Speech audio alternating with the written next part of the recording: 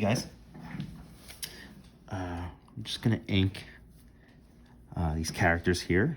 We've got Odysseus and Vigil running from some creatures. I'm gonna try and just keep it focused just on this panel so I don't give away anything else really. And just walk you through inking just these two figures.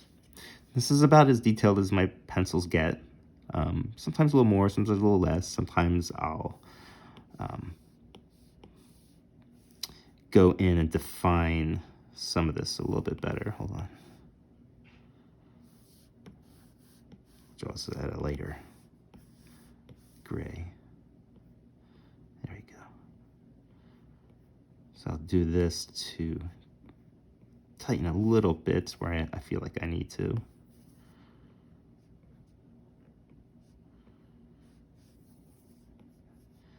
Add her emblem here.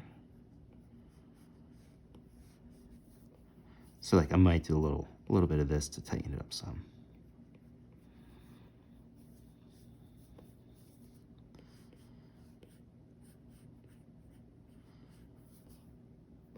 Ooh, I don't like that at all.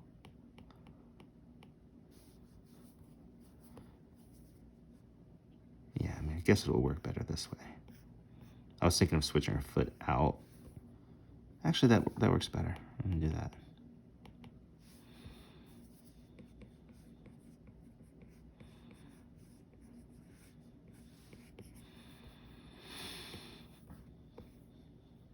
Oops, I didn't want to go out too far. Anyway, yeah, so these are typically my pencils. I'll create the borders on its own layer, then lock it up. These are the inks I've got so far. So I'm working on my ink layer. I'm working 600 DPI on print size paper. So I always forget those dimensions, like 8 something by 10 something. I think that's wrong. Don't listen to me. I don't remember the exact proportions. Anyway, I'm just going to get into it.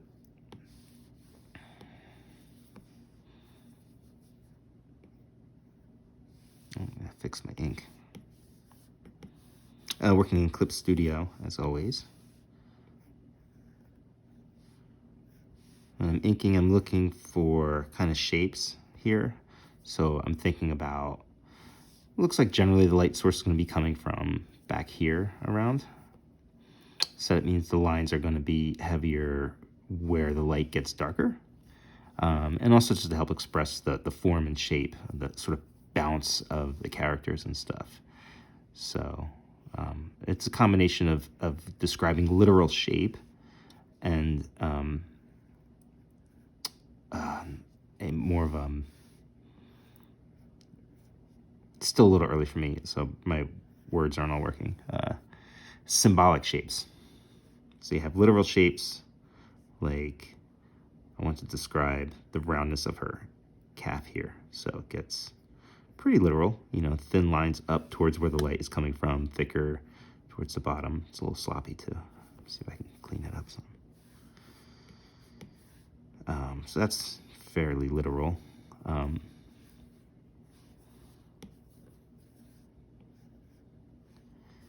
Doesn't really work. Others are the line work gets more symbolic to express the motion of a character or an object rather than the shape of that character or object. And knowing the difference takes a little while. Sadly, it's the best way I can explain it. At a certain point, a lot of the stuff becomes instinctive, I guess. My wife Taki and I were talking about this earlier today. It's interesting, you put in a lot of work to understanding exactly how and why you're doing something. And along the way, you'll develop your own philosophy, a kind of like a compass for the things that you're doing as opposed to a specific rule book, you know?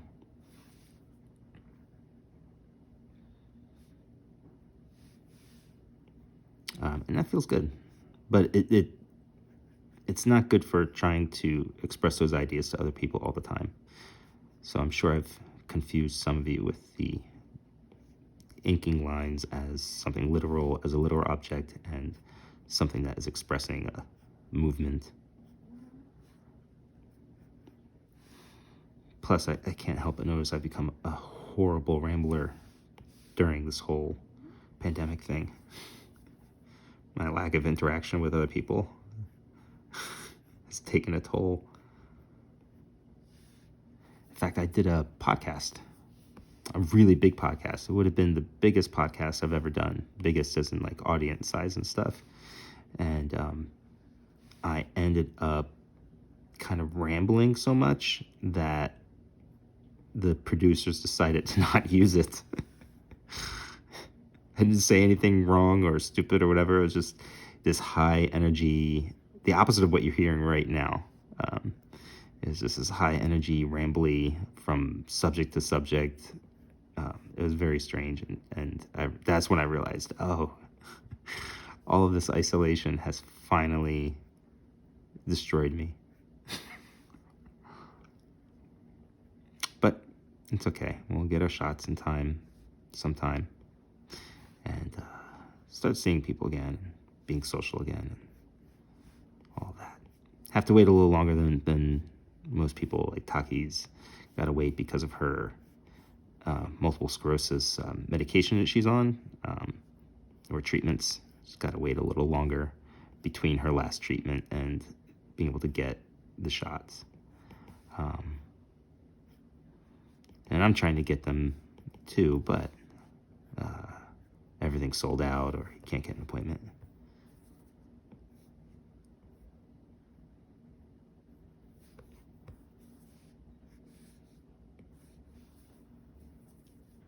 So she's got these funny little ridges, these kind of, old sci-fi. They would have these like fins, and I don't know what you would even call these, but I would see them either in designs or concepts somewhere. And it's fun, but sometimes it's kind of hard to draw, or it looks a little too abstract. Sometimes I won't draw them because at this angle it would look weird to have these. Actually, that's not too weird. I'm gonna keep that. But I typically don't do it because it feels strange. Nothing particularly dynamic about these figures are here. I'm trying to think of what I can say about what I'm doing and why I'm doing it.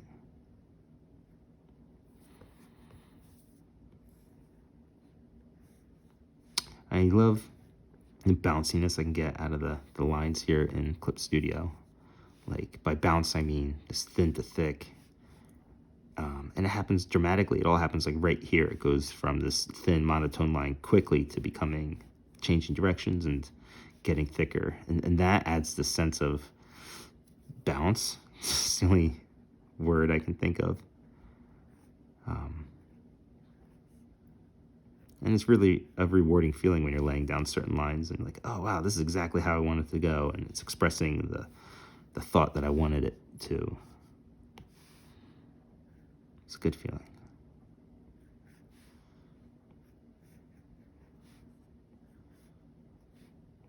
I really love Odysseus.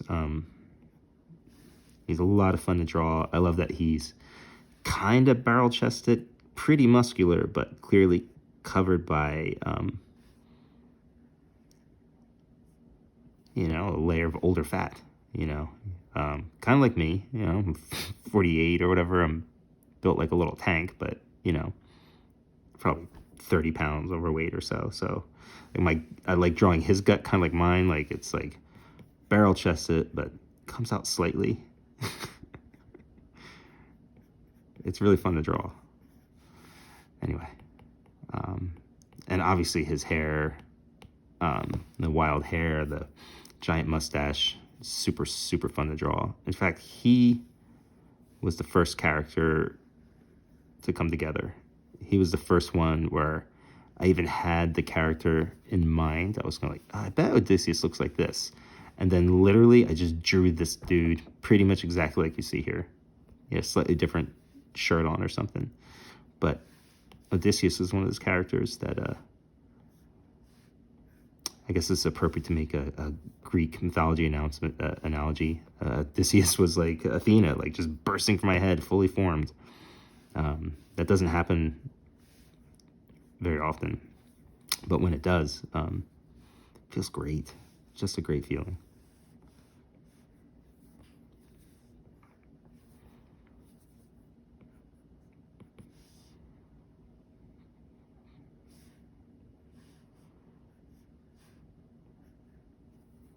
And I tell Mags this all the time in emails and stuff, and I'm sure she's sick of hearing it, but like, man, she's created some great fucking characters here. I absolutely love them.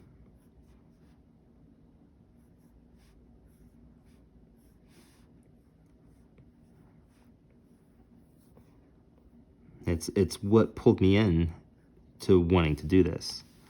I'm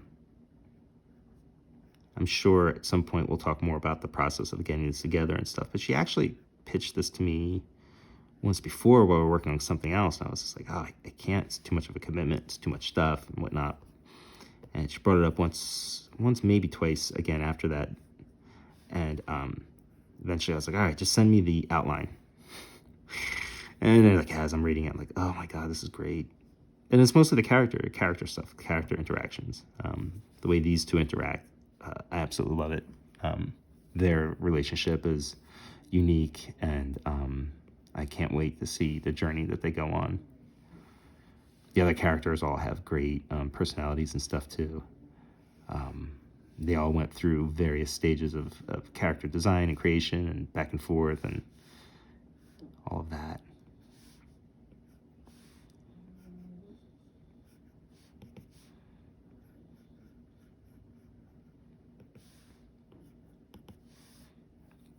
Also, by this point, I figured out this other sort of aesthetic that Taki and I are going to bring in, really from our experience on Dick Tracy, where we were playing around with the zipatone, which is the little dot patterns that you see on a lot of the stuff. So it's been really, really fun playing with that, not only because zipatone brings me back to like my earliest days in comics, but also using it the way Taki does, typically as like in a color hold, meaning the dots will pick up the colors underneath the figures and stuff, so they're not just black dots, but dots with color. Boy, that's a dumb way of explaining zipatone and stuff. Like I said, I don't know. My brain's just gone to mush during this whole period. I think what it is just not having actual conversations, like the Zoom conversations aren't the same as being in the room with people and stuff. And I don't know what it is, but it's definitely made it harder for me to think and communicate, to the point that I've kind of stopped. Well, as you've noticed, I've not done a video where I'm actually talking to you. Well, by the time this airs, because I'm holding on to it until after, the Patreon launches and stuff. Rambly way of saying it, it's been a while since I've done an instructional video or a video where I'm speaking at all. I'll post time-lapse stuff. But I've pretty much stopped making videos where I talk. But doing that little guest appearance on Eric Canetti's page on his YouTube channel got me excited, got me back into the field again. I was like, all right, let me do this. Let me stop hiding.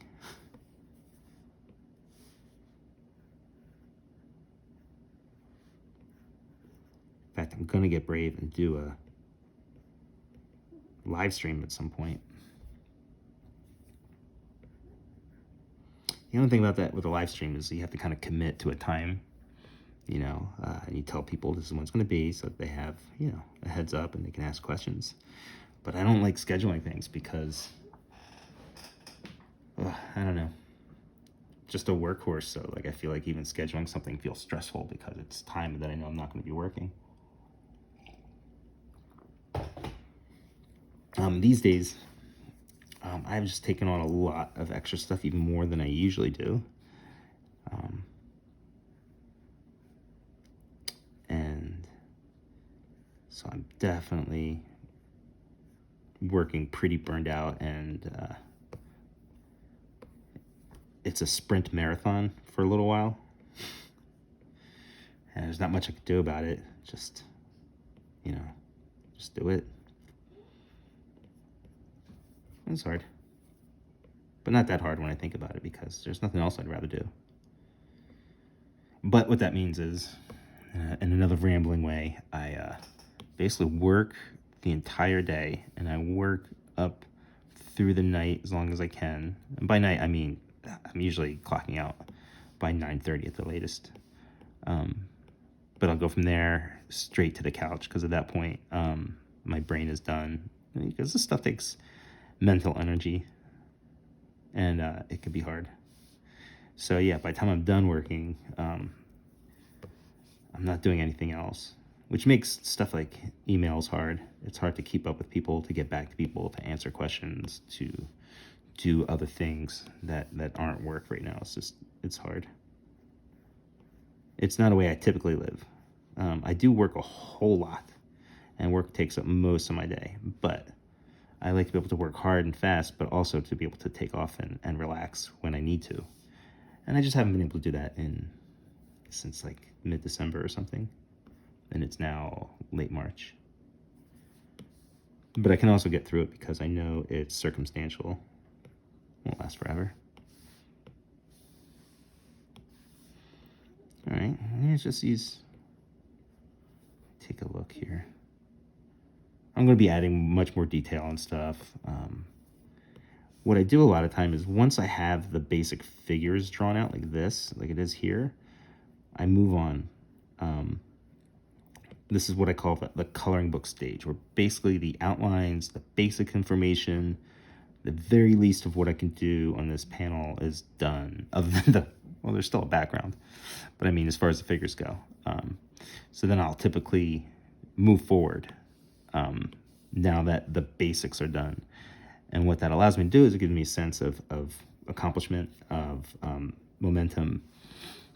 Then I go back and do a lot of the little details, decide if this needs to be rendered, or how much more detail I want to put into something. Do I have my line weights right, adding in some extra black, that sort of stuff. So that's it. Keep it really short right now. Then I'll just move on to the next set, move on to the next set. I hope you guys are enjoying Galaxy Madness. Oh, wait. Let me show you this real quick. This is always fun. So I'm going to create another layer. I'm going to lower the opacity. And drawing on top of this layer now, I'm going to do the metal reflections. Other people have a really awesome technique where they get really detailed with the reflections, and they do a lot of just really cool stuff with them. I like to go pretty old school, you know, just these kind of large curved lines that describe some reflection, some metal. Now, the reason I did this on another layer was so that I can do this. Now I'll erase these little sections where the line is. And I always make sure that I'm erasing on the same side of the line, because it is expressing that there's a little metallic ridge there. So it should be consistent all the way around. There we go. Same here.